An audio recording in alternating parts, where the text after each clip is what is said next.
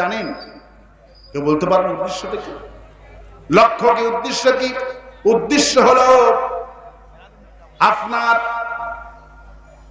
যখন মাথার ব্যথা হয় ডাক্তারের কাছে চলে যান, ডাক্তার সাহেব আমার মাথার যন্ত্রণা, একটা প্যারাসিটামল দিয়ে দিল, মাথার যন্ত্রণা ভালো হয়ে যায়। আপনার দাঁতের ব্যথা ওষুধ আছে না নাই? একটু সবাই কথা বলবে, ওষুধ আছে না নাই? আপনার পেটের ব্যথা গ্যাসের ওষুধ আছে না নাই? আপনার চুলকানি মলম আছে না নাই? আপনার মাথার চুল উঠে তেল আছে না নাই? তাহলে বোঝা গেল পা থেকে শুরু করে নিয়ে মাথা পর্যন্ত যতগুলি রোগ আল্লাহ দিচ্ছে সব রোগের ওষুধ আল্লাহ দিছে।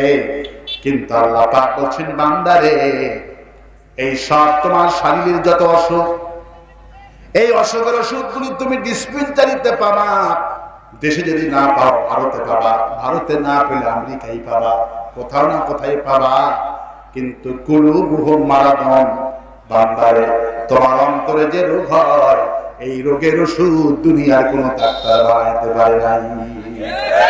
তোমার মাথার চুলকানি, তোমার মাথার চুল উঠে বলে তুমি জাহান্নামী হবে না, তোমার গা চুলকায় বলে তুমি জাহান্নামী হবে না, তোমার ডায়াবেটিস বলে তুমি জাহান্নামী হবে না, তোমার ক্যান্সার বলে তুমি জাহান্নামী হবে না। বান্দারে দুনিয়ার সব ওষুধগুলি এই দুনিয়ার ডাক্তারগুলি বানাইছে, এদের কাছে পাবা।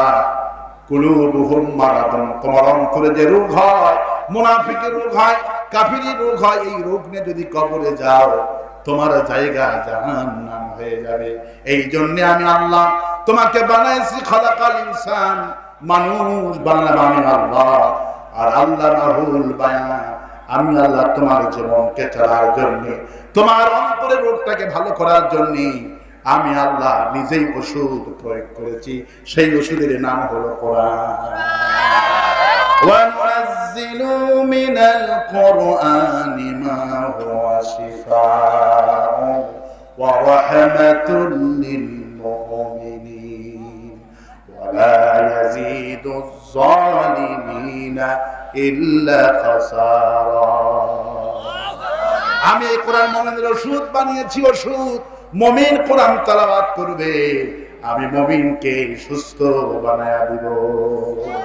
ওয়ালা ইয়াজিদুজ যালিমিনা ইল্লা খাসারা। আর কাফিরদের হয় উল্টা, ওদের কলিজার মধ্যে আগুন জ্বলে। ওদের কলিজার মধ্যে কি হয়? ওদের কলিজার মধ্যে আগুন জ্বলে। ওয়ালা ইয়াজিদুজ যালিমিনা ইল্লা খাসারা। মুমিনদের হয় উল্টা, ওদের হয় উল্টা। যখন তাফসীর মাহফিলে খবর কোন মুমিন মসজিদের ওয়ালে যখন পোস্টালগুলি দেখে, হাট বাজারে মাইকিং শুনে, ওই দিন থেকে দিন গোনা শুরু করে। কবে 23 তারিখ আসবে, গোলাম আজম কবে আসবে, সেখানে কি তাফসীর শুনবো। ওদের দিন গুনে, কারণ ওদের তো ঈদের দিন। আয়াতুহু জাদাতুহুম ঈমানা। যত কোরআন শুনবে, আল্লাহ পাক বলে, বান্দা যত কোরআন শুনবা আমি তোমার প্রতি অক্ষরে অক্ষরে, সেকেন্ডে সেকেন্ডে, মিনিটে মিনিটে, যত মিনিট থাকবা তত আমি ঈমান বাড়ায়া দিব। যত ঈমান টুকুর নিয়ে বসেছেন 10% ঈমান আছে, যদি 2 ঘন্টা 1 ঘন্টা কোরআন শোনেন, আল্লাহ 100% চার্জ বানায়া দিয়ে দিবে। একটা মোবাইলে 2 ঘন্টা যদি চার্জে ঢোকান, মোবাইলটা পরিপূর্ণ হয়ে যায়, 12 ঘন্টা 14 ঘন্টা ধুমছে চলে যায়। আল্লাহ পাক বলেন, বান্দারে কুলুবুহুম, তোমার অন্তরের চার্জ হলো এই কোরআন শরীফ। অন্তরের চার্জ কি? তোমার ডায়াবেটিস, তোমার যত রোগ আছে সব রোগের ওষুধ দুনিয়ার আলমারিতে খুঁজে পাবা, কিন্তু তোমার অন্তরের এই রোগের ওষুধ দুনিয়ার কেউ বানাইতে পারে নাই, আমি বানাইছি। এই জন্যই অন্তরে যাদের রোগ আছে, কি রোগ আছে? মুনাফিকের রোগ আছে, আছে না? মাথায় টুপি টুপি দিয়ে এখানে বসেছে, কোরআন শুনবে কিন্তু কোরআন দিয়ে জীবন যাপন করবে না, আছে না? কোরআন শুনবে কিন্তু কোরআন দিয়ে জীবন যাপন হোক, কোরআন দিয়ে সমাজের আইন চালু হোক, সে চাইবে না। শুধু তাফসীর মাহফিল আর তাফসীর মাহফিল শুনে যাচ্ছে। তাফসীর মাহফিল যদি কিয়ামত পর্যন্ত শুনেন, আর যদি কোরআনের কর্মী না হতে পারেন, আপনার জন্য তো এই কোরআন সুপারিশ করবে না।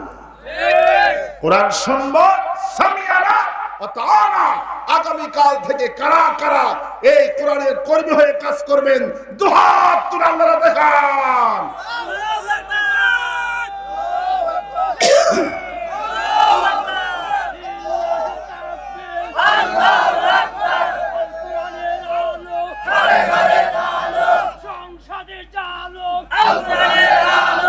আল্লাহ কবুল করুন বলে আমিন। আর আসতে বলে আমিন, আর আসতে বলে আমিন, আর আসতে বলে আমিন। এই কোরআন মুমিনদের জন্য ঔষধ বানিয়ে দিয়েছে। আমি 1.5 ঘন্টা 1 ঘন্টা যা তাফসীর করব, যদি আমল করতে পারেন আপনার বাড়ি জান্নাতুল ফেরদাউস হয়ে যাবে। কোরআন শুনতে আসছি, শুনবো হবে না, কোরআন শুনবো সামিয়ানা ওয়া তাআনা। আমি শুনবো, আগামী কাল থেকে কর্মী হয়ে কাজ করব। আল্লাহ বলে, তুই যদি প্যান্ডেলে তোর মরণ হয়ে যায়, আমি তোকে জান্নাত দিয়ে দিব। যে যেখানে বসে আছেন, এই যে আখবার আহাব, জমিন সাক্ষী দিয়ে দিবে। জমিন বলে, রব্বুল আলামিন, তোমার এই গোলাম ঘন্টার পর ঘন্টা আমি কোরআন শুনছে। জমিন বলবে, আল্লাহ আমি সাক্ষী, তোমার এই গোলাম আমার জমিনে বসে বসে কোরআন শুনেছে। কোরআন আপনার পক্ষে যাবে, এই জমিন পক্ষে যাবে। যদি এই জমিনটা বসে, যে যতটুকুন জায়গা নিয়ে বসেছেন, এতটুকুন জায়গার জবান খুলে যাবে। আখবার আহাব, জমিন কথা বলবে আপনার পক্ষে, কোরআন বলবে, আল্লাহ আমি চিনি এই নেতারা আমার বিরুদ্ধে পার্লামেন্ট টাইম পাস করছে। আল্লাহ নবী সেদিন বলবেন, ক্বালার রাসূল ইয়া রাব্বি ইন্না কওমি ইত্তাখাযু হাযাল কুরআনা মাহজুরা। সেদিন নবীজি মুহাম্মদের কথা, হে আল্লাহ তাআলা, এই নেতারা তোমার কোরআনের বিরুদ্ধে পার্লামেন্ট টাইম পাস করছে। নবীজি মামলা দায়ের করবেন সেই যুগের নেতাদের বিরুদ্ধে, আর আমরা মামলা দায়ের করব এই যুগের নেতাদের বিরুদ্ধে। পালাবার কোন উপায় নাই, বাঁচার কোন উপায় নাই। আফালা ইয়াতাদাব্বারুনাল কোরআন। বান্দারে, কোরআন দিলাম, চিন্তা ভাবনা করো, কি করো?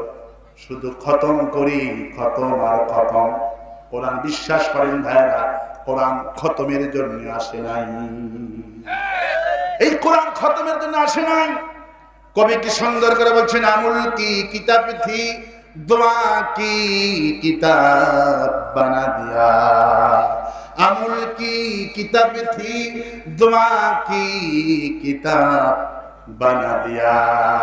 যেই কোরআনটা আসছিল জীবন্ত মানুষকে, সমাজকে সংস্কার করার জন্য, সেই কোরআনকে আমরা আজকে তাবিজের কিতাব বানাইছি।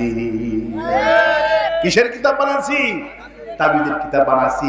কোরআনটা আসছিল মানুষকে জান্নাতি বানাবে। কি বানাবে? মানুষের অন্তর রোগ ভালো করবে। কিন্তু অন্তরের রোগ তো ভালো হওয়ার দূরের কথা, আজকে ধুইয়া ধুইয়া শুধু হুজুররা তাবিজ গেছে। কি বেছে? তাবিজ গেছে। কোরআন কি তাবিজের জন্য আসছে? কোরআন এসেছে চোরের হাত কাটানোর জন্য, কোরআন এসেছে জেনার বিচারের জন্য, কোরআন এসেছে সমাজকে ভালো করার জন্য। কোরআন যদি সমাজ গণেন, অভাব হবে না। প্রধানমন্ত্রী বলেছেন অভাব হবে, দুর্ভিক্ষ হবে আগামী বছরে, বলছে না? প্রধানমন্ত্রী বলছে আগামী বছরে দুর্ভিক্ষ হবে, কিন্তু আল্লাহ পাক বলছেন, শোনো, ওয়ালাউ আন্না হালাল কুরআনানু ওয়াত্তাকাউ লা ফাতআনা আলাইহিম বারাকাতিন মিনাস সামাই ওয়াল আরদ। কোন মানুষ যদি, দেশের মানুষ যদি আমার প্রতি ঈমান আনে আর যদি কোরআনের শাসন মেনে নেয়, সেই দেশের আকাশ আর জমিনের সব বরকতের দুয়ার আমি আল্লাহ খুলে দিব। যদি কোরআন শরীফের আইনটা মেনে নেয় আর যদি আমার প্রতি ঈমানটা আনে, যদি দুর্ভিক্ষ হয়, আমি আকাশ আর বারাকাত মিনাস সামাই ওয়াল আরদ, আকাশ আর জমিনের সব বরকতের দুয়ার আমি আল্লাহ খুলে দিয়ে দেব। প্রচন্ড দুর্ভিক্ষ চলছে মদিনায়। আবু হুরায়রা বলে, আমি 3 দিনের না খাবার পাইনি, 3 দিন ধরে না খাওয়া। ক্ষুধা সহ্য করতে না পেরে গেলাম আবু বকরের কাছে। আবু বকর আমার দেখে মাথায় আদর করে দিলেন, কিন্তু ক্ষুধার খবর নিলেন না। গেলাম ওমরের কাছে, ওমর আমার মাথায় হাত বুলিয়ে বলেন, আবু হুরায়রা কেমন আছো? কিন্তু আমাকে কেউ বলল তুমি খাবা নাকি, খাইছো নাকি, এই কথা কেউ বলতে পারলেন না। আমি গেলাম রাসূলের কাছে। রাসূলের কাছে যখন আমি সালাম দিলাম, কি বিচক্ষণ নবী, কারে বলে বিশ্ব নবী। রাসূল সাল্লাল্লাহু আলাইহি ওয়াসাল্লাম আমাকে সালামের উত্তর দিয়ে বলছে, আবু হুরায়রা মনে হয় তুমি কতদিন না খাওয়া, কারণ তোমার ঠোঁট দেখি নড়ে না। চলো চলে যাই বাড়িতে আমার। আয়েশাকে বলল, আয়েশা কোন খাবার আছে নাকি? ইয়া রাসূলুল্লাহ, একটু আগে একজন সাহাবী আপনাকে হাদিয়ে দিয়ে গেছে হাফ গ্লাস দুধ। নবীজি বলে, আবু হুরায়রা এই হাফ গ্লাস দুধ নিয়ে বাইরে চলো, আর আহলে সুফফাতে ৭২ জন সাহাবী আছেন, ওদেরকে ডাক দাও, আমি আজকে সবাইকে দুধ খাওয়াবো। আবু হুরায়রা বলল, আমার ৩ দিনে না খাওয়া এই হাফ গ্লাস দুধ আমার, আমি খাবো কি? ৭২ জন খাবি। আবার ডাকতে পাঠাইছে রাসূল, দায়িত্ব আবু হুরায়রাকে দিয়েছে, যাও তুমি ডেকে নিয়ে এসো। ৭২ জন সারি সারি বসে গেলেন। রাসূল বলছে, আবু হুরায়রা সবাইকে দাও। সবাই প্লেট পেতে আছেন, আবু হুরায়রা দুধ ঢালছেন, সবাই খেয়ে ভরপুর হয়ে গেল। এবার রাসূল বলছেন, আবু হুরায়রা তুমি খাও। আবু হুরায়রা দুধটুকুন খেলেন, আবু হুরায়রার পেট ভরে গেল, চুল দুধে ভরপুর হয়ে গেল, চোখ দুধ, মুখ দুধ, সব দুধ ভরে গেলেন। নবীজি বলছেন, আবু হুরায়রা আরো খাও। ইয়া রাসূলুল্লাহ আমি আর খেতে পারছি না। হুজুর বলছেন, আবু হুরায়রা দেখাও তো। এবার আবু হুরায়রা বলে, আমি দেখি যতটুকুন দুধ ততটুকুনই রয়ে গেছে। আল্লাহ তখন ওহী নাযিল করলেন, ওয়ালাউ আন্না আহলাল কুরআনানু ওয়াত্তাকাউ লা ফাতাহনা আলাইহিম বারাকাতিন মিনাস সামাই ওয়াল আরদ। কোন দেশের মানুষ যদি এই ৭২ জনের মতো ঈমান আনতে পারে, আর কোরআন যদি সংবিধান মেনে নেয়, হাফ গ্লাস দুধ ৭২ জনকে যেইভাবে আমি আল্লাহ খাওয়াইছি, এইভাবে করে দুর্ভিক্ষের ভিতরেও হাফ গ্লাস দুধ আমি আল্লাহ ৭২ জনকে খাওয়াবো। সে আল্লাহ ফেরা নাই। কিন্তু কোরআনই তো বিশ্বাস করি না, শুধু কোরআন খতম করি, কোরআন শুধু খতম করি। কোরআন তো পড়লে হবে না। নবীজি বলছেন, মুনাফিকেরা কোরআন পড়ে, কিন্তু কোরআন দিয়ে সমাজ গঠন হোক সেটা চায় না। মুনাফিকরা শুধু কোরআন খতম করে, কোরআন খতম। হুজুর আমি ৩ খতম, আমার স্ত্রী করেছে ৪ খতম, আমার নাতিরা করেছে আরো ৪ খতম, মোট ১০-১১ খতম করেছে, একটু দোয়া করবেন। ওরা শুধু কোরআন খতম করে, কিন্তু কোরআন দিয়ে সমাজ চলুক সেইটা চায় না, শুধু খতম আর খতম। আছে না? রাসূল কারীম সাল্লাল্লাহু আলাইহি ওয়াসাল্লাম বলছেন, ১ নম্বর মুমিন হলো তারা